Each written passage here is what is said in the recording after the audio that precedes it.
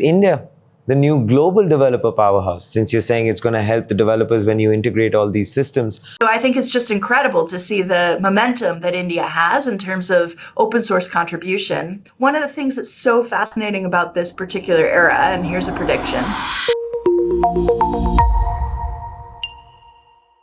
Microsoft Ignite 2025 has just unveiled some of the biggest announcements yet. From Copilot-powered app lifecycle automation and Azure's new orchestration layer to GitHub Copilot workspace updates reaching 1.8 billion code completions per day. Let that sink in.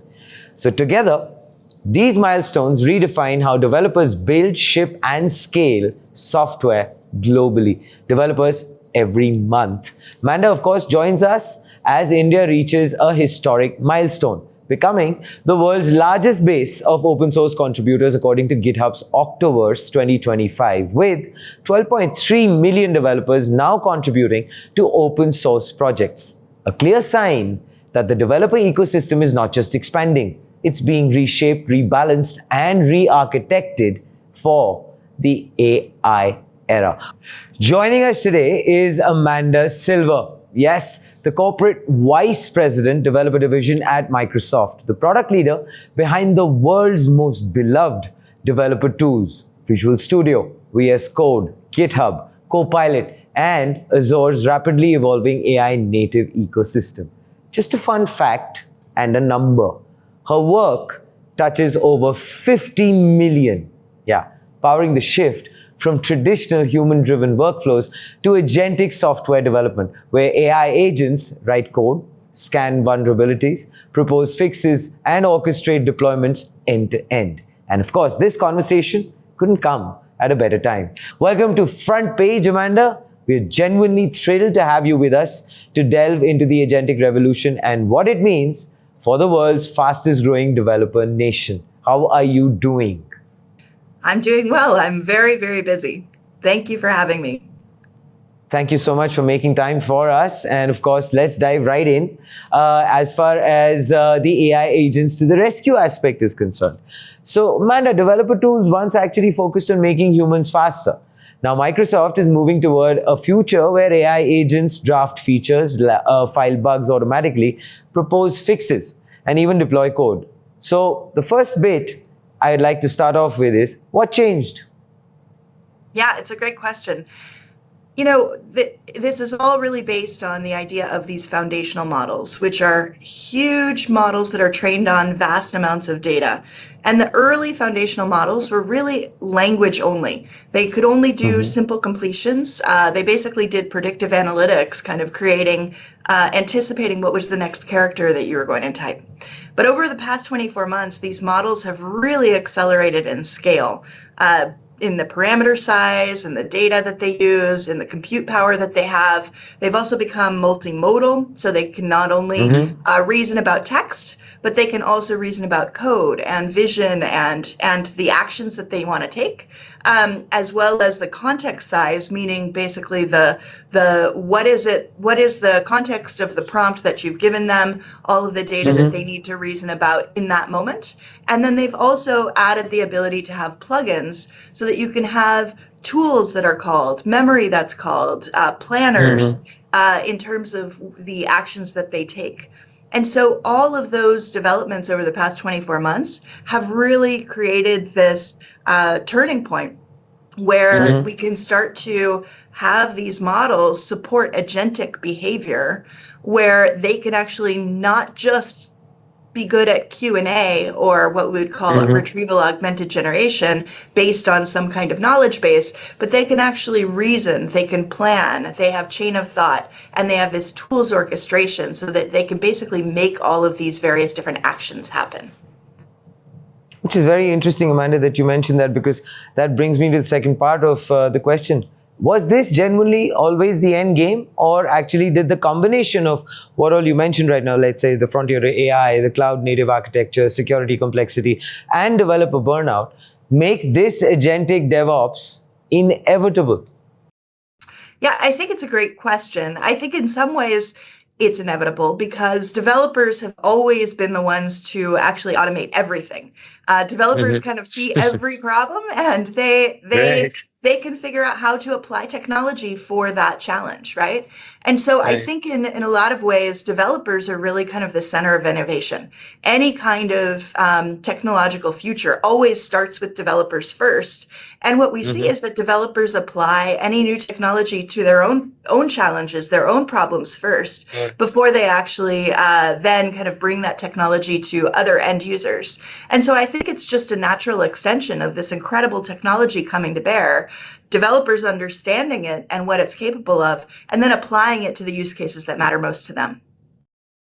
Fair enough. So, I mean, as you mentioned, and very rightly so, that it's been the first solution is your oneself, and then, of course, you take it out to everyone, which, of course, brings us to this, which is the agentic architecture, Amanda.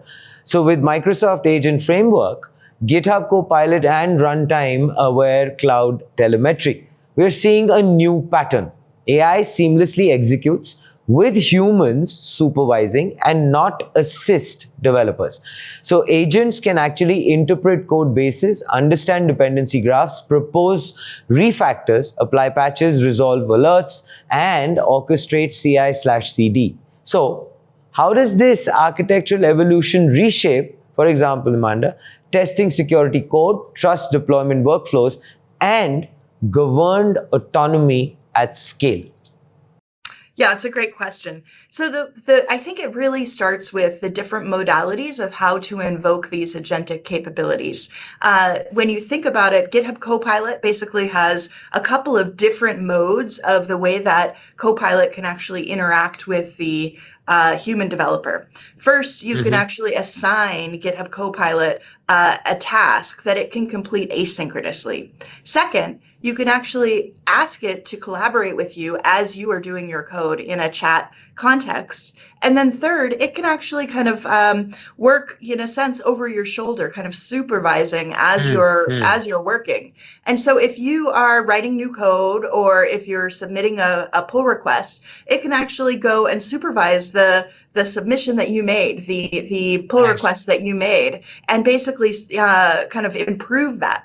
And so those different modalities reshape the way that we do security testing, code quality, deployment, and governed autonomy by basically applying it to all of these different phases. If you think about testing, for example, the most onerous parts of testing is actually authoring the tests so that you have basically all of the different varieties of test cases that you need to create. And that can be it's purely human generated, that can be quite a lot of effort to find all of the edge cases and things like that, and then to ultimately write the code, validate that the tests are actually testing what you want them to test. Code generation for test capabilities and edge cases, especially when you input that in natural language, perfect use case for agentic AI. Security is another great example, to the point where, as you're writing code or your overall organization is writing code, because Copilot can actually supervise the code that's being written, we can actually go and look for known code vulnerabilities or variations on those code vulnerabilities and actually improve the quality asynchronously in the code bases that you are all writing. And that also, I think, has a big impact in the way that you think about governed autonomy, or really platform engineering in a sense.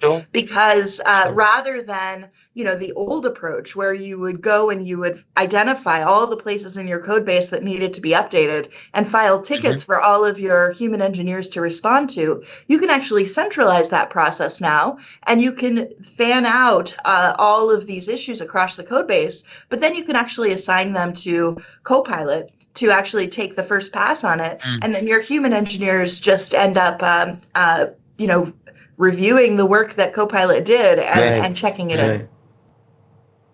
So, Amanda, of course, it sounds almost magical. I mean, the way you've gone ahead and talked about it, which actually brings me to this bit. I mean, what is that biggest technical unlock, according to you, that made this shift possible? Yeah, again, I think it's really goes back to the point around how the foundational models have evolved over the last 24 months to become more capable of reasoning, chain of thought, planning, and tools invocation that has really unlocked this agentic kind of revolution. That combined with the application of that in the context of these coding environments in Visual Studio Code and Visual Studio, all of the JetBrains IDEs, everywhere where GitHub Copilot goes, that combination is really what's unlocking it for developers. Fair enough. Fair enough. Which actually then brings us to this aspect, Amanda, which is a very important one, the economics and the developer value. So traditionally, the ROI of tooling was measured in speed, code quality, and fewer bugs. Now the value expands to faster legacy modernization, risk reduction, secure by default code, reduced operational overhead. Happier, less burnt out developers pretty much means cycle time compression across the SDLC. So Amanda, how should CIOs and CTOs rethink ROI in an era where, well, agents perform the first pass on almost everything? Yeah, it's a fantastic question.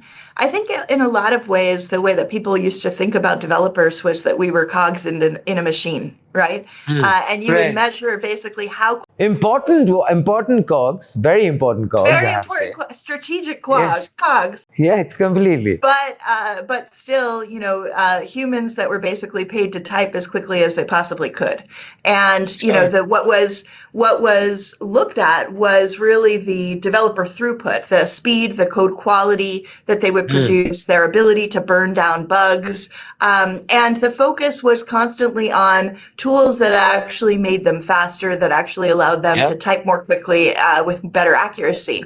But I think that what we're seeing now is that agents are really going to flip the model. First of all, it's going to make it more delightful to be a developer. It's going to bring the joy back because it's about the job is, again, coming back to innovation and creation. But really the value, and when you think about the entire system, it's the combination of the humans plus the engineering system, which can include these autonomous agents or semi-autonomous agents. And so the value accrues from what's automated, what work can be eliminated, what can actually be made to be adaptive. And you don't focus quite as much on how much faster people type. You instead focus on how quickly the system, which is humans and agents working together, how they learn, how they remediate, how they evolve. And so the new metrics are really looking at risk in the security posture, or how much legacy code you still have that is not modernized. How quickly can you modernize that code? The operational efficiency for your team, the developer well-being, and in some senses the ability to retain top developers in your team. That cycle time compression that you talked about at the top of the question. Thinking about from the perspective of time to market, or how long your iteration cycles are between learning cycles.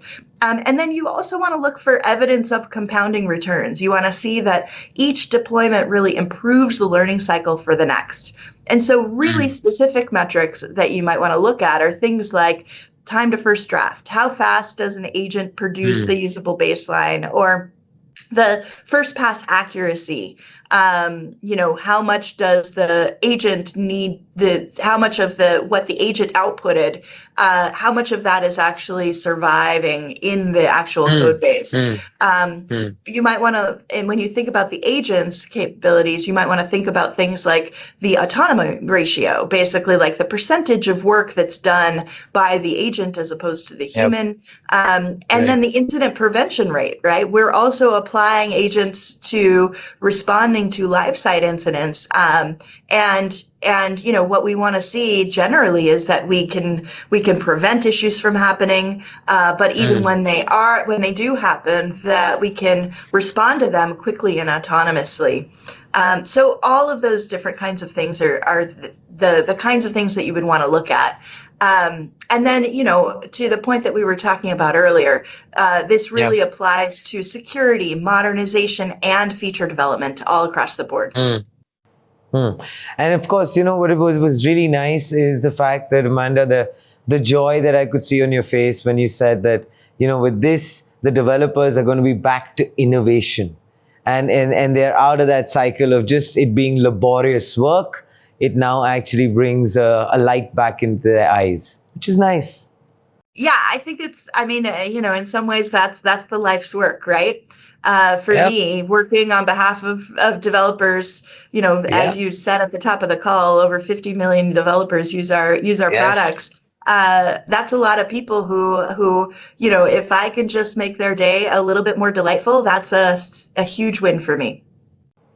Trust me, everyone who's watching has got a wonderful smile on their face, Amanda, listening to that. Trust you me. Well, of course, moving on. As we go along, we need to check on this aspect, which is that you mentioned security modernization or feature development. So actually, when we move on, is the trust, risk, and governance aspect, which is the software touches customer data, infrastructure, and mission critical systems. So when AI agents, Amanda, generate patches, modify code, or push changes to production, how does Microsoft ensure, for example, explainability, traceability, safe patterns, predictable behavior, secure defaults, regulatory confidence across BFSI, public sector, health? And what does board level trust look like, Amanda, in an era where AI could be making architectural decisions? Yeah, it's a fantastic question. So a couple of things I would just say. One of the reasons why AI is being applied to the developer workload first is because we have vast amounts of data and history that show what is good code, what is bad code.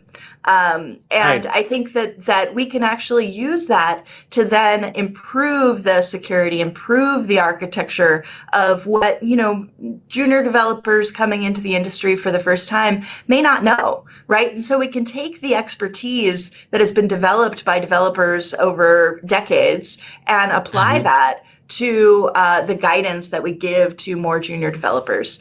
From a security perspective, AI can really reason over the entire code base, the dependencies, the configurations, all simultaneously. And it can find these kinds of vulnerabilities because we're basically taking the world's collective knowledge of what makes for good software, and we're kind of building it into the AI that we're bringing to everyone. And that allows us to do... I mean, when you said that, Amanda, is like, wow, that's to me, that's like, wow, that's intimidating and overwhelming. But for you, it's probably every day. I think it's an incredible opportunity. And I think that, given that so much of the world runs on technology, from airlines to hospitals to transportation to education, it just is, that's why you work in this industry, because, the compounding impact that you can have is so incredible. There's no other more exciting place to work. Fascinating. Which of course brings me to this thought, which is the competition and ecosystem advantage. Google has Gemini for developers. AWS has Bedrock agents, Amanda. Open source frameworks are rising pretty fast. Adobe and Canva are making moves in design plus creation workflows. Microsoft sits at a very rare intersection. Editor to repo to assistant to cloud to runtime deployment. So how much of Microsoft's advantage comes not just from tools, Amanda, but from the tight integration between GitHub versus, let's say, Copilot, Azure, and enterprise security? And of course, what do you believe is the real differentiator as we enter the age of agentic development? So from my perspective, I think that, a lot of the place where most people do their work is in Microsoft products, right? If you think about developers, it's certainly true that across GitHub, Visual Studio Code, Visual Studio, and given that we've brought GitHub Copilot to the JetBrains IDEs, Eclipse and Xcode, we basically have, a huge portion of the world's developers using basically this intelligence to complete their work.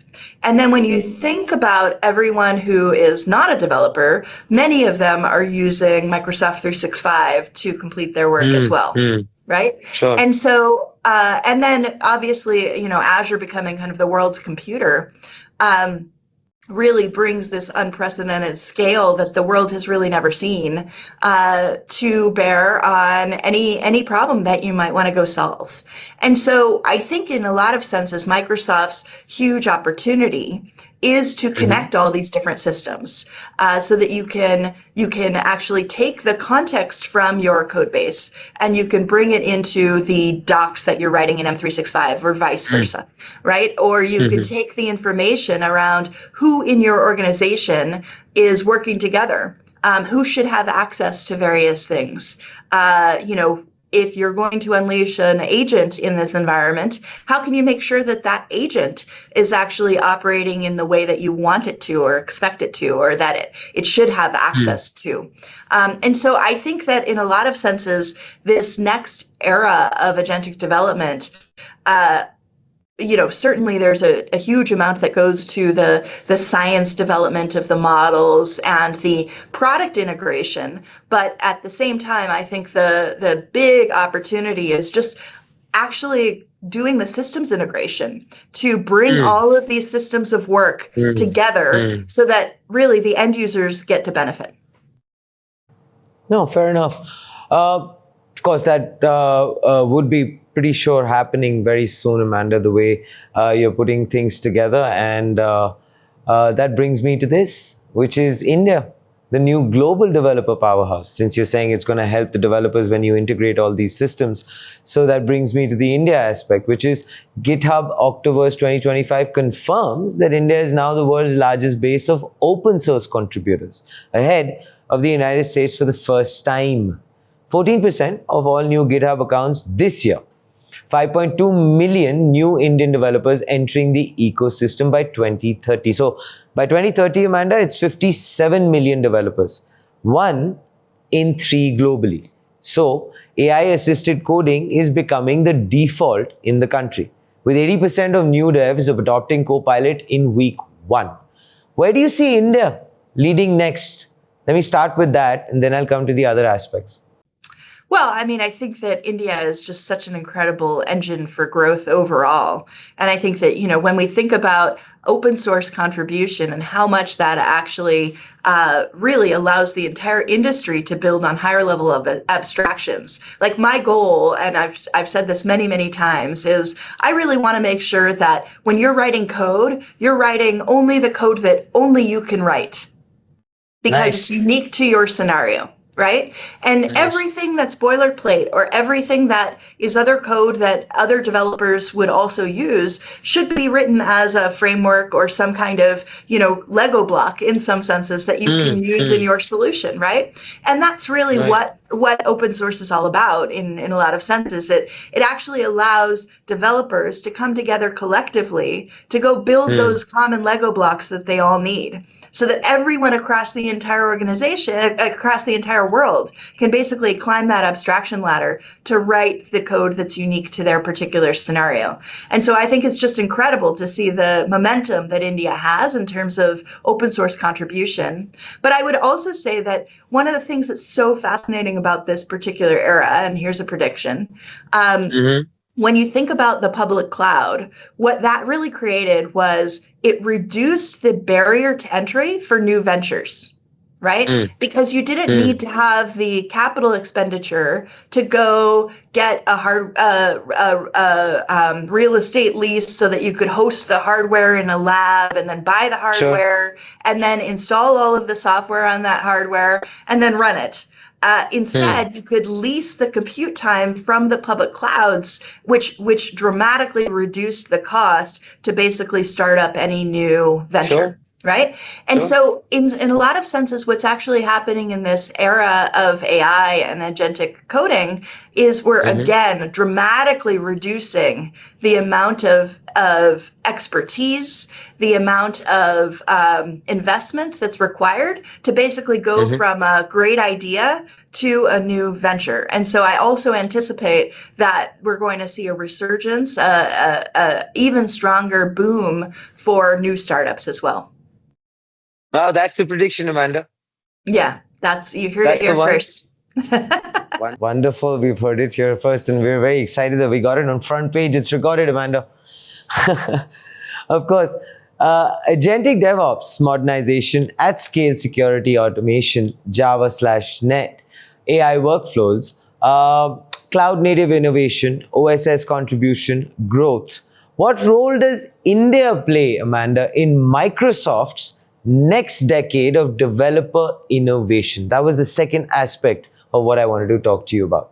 Yeah, I mean, I think that's really the big opportunity in a lot of senses, because what we're going to see is that there's going to be kind of a pre-AI era of software development and a post-AI era of software development, right? And I think with so many new developers from India coming into the industry and building new code bases for the first time, I think that those code bases are actually going to have less technical debt, and they're going to be actually more agile.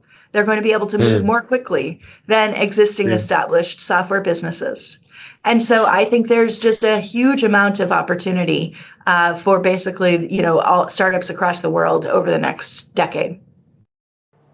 Well, circling back to the prediction made by Amanda, the enterprise AI stack, Amanda, we are watching a new stack crystallize. Foundational models, code, intelligent agents, observability, runtime telemetry, cloud native orchestration, security signal intelligence, conversational developer interfaces. So, is Microsoft building the AI operating fabric for the entire software lifecycle? And how does this redefine DevOps, platform engineering, and developer collaboration, Amanda?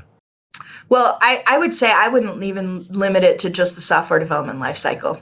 I think that we need to start thinking more about the idea lifecycle. How do you go from a concept to making that a reality and getting it out to end users? And so I think in a lot of senses, yes, I do think that we are creating the new computing fabric for the way that people build new software. New digital solutions. And it, yes, has a dependency on the foundational models, but it's not just the models. It really comes to then surrounding the models with the tools that you need to invoke, the knowledge bases, the context curation that you need to actually go build, as well as the intelligence layer, so that it's not just the data that you're working on top of, but actually the analytics and that intelligence that all feeds into this agentic model. And then the ability to secure and govern that overall system. And I don't think that this is unique to software developers per se. I think one of the most incredible things about the era that we're in right now is that it actually allows not just professional developers with computer science degrees, but those that maybe are just inspired to actually go create an application, to create an agent that they can then go deploy to other users. Fabulous. All right. So as far as the conversation goes, Amanda, I do understand that you're pressed for time, but I obviously have to ask you this, and this is very important, which is the developer reality check. Who better to answer that than you? The vibe coding concern. In the community, there's actually a rising conversation, as we all know, that GitHub is becoming a dumping ground for vibe coding. Fast, AI-generated code with mixed quality, inconsistent architecture patterns, and long-term maintainability risks. Developers actually, Amanda, worry about recycled pattern bugs, compounding agents, repeating the same mistakes, noisy repos, declining code. You've heard all of this, but I'm just giving you context. Hygiene, shallow contributions. So, How is Microsoft and GitHub ensuring that AI-assisted contributions don't dilute overall code quality? And with agents generating more code than humans, how do you safeguard maintainability, correctness, and long-term architectural integrity? And what is important is, Amanda, and I want you to please answer this, not just speed. Yeah, absolutely. So, from our perspective, at both Microsoft and GitHub, we're really trying to tackle this through quality and governance by design. So we want to make sure that the code that is created, whether that's created by an AI or created by a human, that it's not just AI generated, but it's actually AI verified. That we can actually use the intelligence that we've derived from high quality code bases, existing patterns, human review processes, that we can then infuse that intelligence into Copilot so that we can have agents do that review, that they can they can generate tests, they can do the equivalent of static analysis, they can look for policy enforcement before it ever reaches a pull request. We also want to make sure that we have, in some senses, models in the loop for quality. So basically that we have secondary models that we're applying that can, again, act as reviewers from a security and architecture perspective, as well as other compliance concerns that you might have. And then the other thing is we really want to build the system that has the spec to code traceability so that every contribution really links back to the original intent or the requirement, not just a prompt. And then lastly, we want to make sure that we can actually build governed automation in all of our systems so that we have all of the commits, whether from a human or from an AI, that we actually have complete provenance metadata, and that we can make sure that we're enabling organizations to enforce architectural and security rules through these common patterns. So the goal is not, again, more code. More lines of code is not the right solution. We really want to end up ensuring that we're building better systems and that we're ensuring that organizations across the world write and maintain the code that is unique to their scenario. Fabulous. Amanda, of course, a final message that I would like you to give. And of course, I could sense when you talked about that we should not just talk about software earlier, we should also talk about ideas and their life cycle. So very quickly, I needed to ask you this because I'm very curious.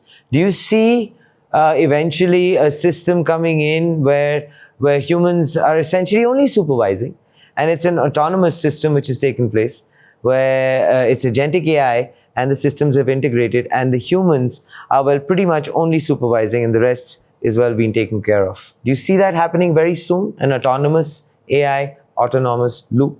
I'm sure that there's going to be some organization that creates that, right? And claims that exists. I think the question is, how quickly can you trust that?